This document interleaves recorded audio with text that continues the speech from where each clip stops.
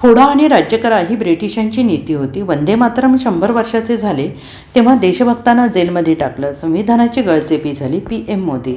पंतप्रधान मोदींनी लोकसभेत वंदे मातरम 150 वर्ष झाल्याच्या निमित्ताने चर्चा सुरू केली आणि ते म्हणाले, या चर्चेत सत्ताधारी पक्ष किंवा विरोधी पक्ष नाही. या सभागृहात आपल्या सगळ्यांसाठी वंदे मातरम देशाच्या स्वातंत्र्य चळवळीला ऊर्जा देणारा आणि प्रेरणा देणारा आणि त्याग तपश्चर्याचा मार्ग दाखवणारा मंत्र घोषवाक्य वंदे मातरमचे स्मरण करणे हा एक मोठं भाग्य आहे.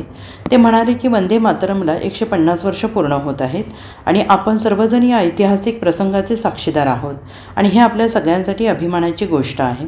वंदे मातरमला 150 वर्ष पूर्ण होत असताना आपण या ऐतिहासिक क्षणाचे साक्षीदार आहोत हे आपल्यासाठी अभिमानाची गोष्ट आहे. पंतप्रधान म्हणाले की आणीबाणीमुळे देशाला बेड्या ठोकण्यात आल्या.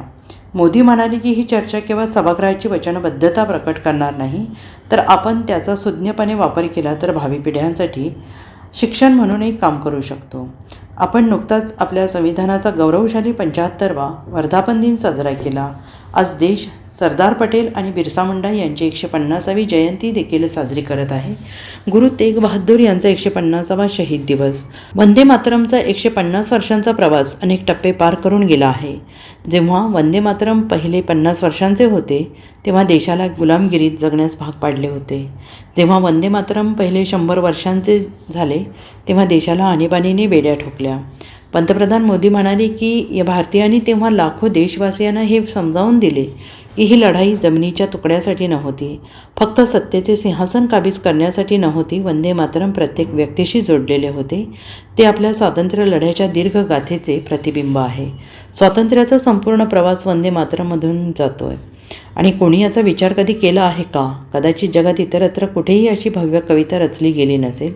त्याने सांगितलं की ब्रिटिशांना हे समजले होते की त्यांना भारतात जास्त काळ राहणे अशक्य आहे. त्यांना असे वाटत होते की जोपर्यंत त्यांनी भारताचे विभाजन केले नाही तोपर्यंत ते येथे राज्य करू शकणार नाहीत.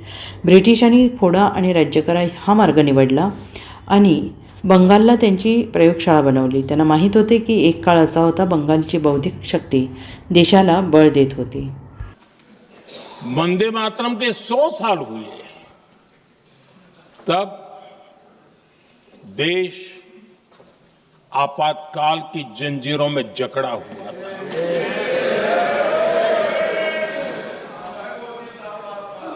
जब वंदे मातरम 100 साल के अत्यंत उत्तम पर्व था तब भारत के संविधान का गला घोंट दिया गया था. जब वंदे मातरम 100 साल का हुआ तब देशभक्ति के लिए जीने मरने वाले लोगों को जेल के सलाखों के पीछे बंद कर दिया गया था. जिस वंदे मातरम के गीत ने देश को आजादी की ऊर्जा दी थी, उसके जब 100 साल हुए तो दुर्भाग्य से एक काला कालखंड हमारे इतिहास में उजागर हो गया.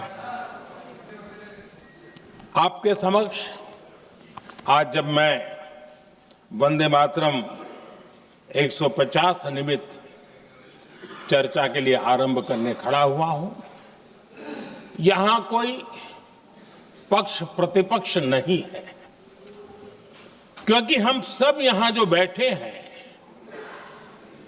एक्चुअली हमारे लिए रण स्वीकार करने का अवसर है कि जिस वंदे मातरम के कारण लक्षावधि लोग आजादी का आंदोलन चला रहे थे और उसी का परिणाम है कि आज हम सब यहां बैठे. और इसलिए हम सभी सांसदों के लिए, हम सभी जनप्रतिनिधियों के लिए वंदे मातरम के रण स्वीकार करने का ये पावन पर्व है.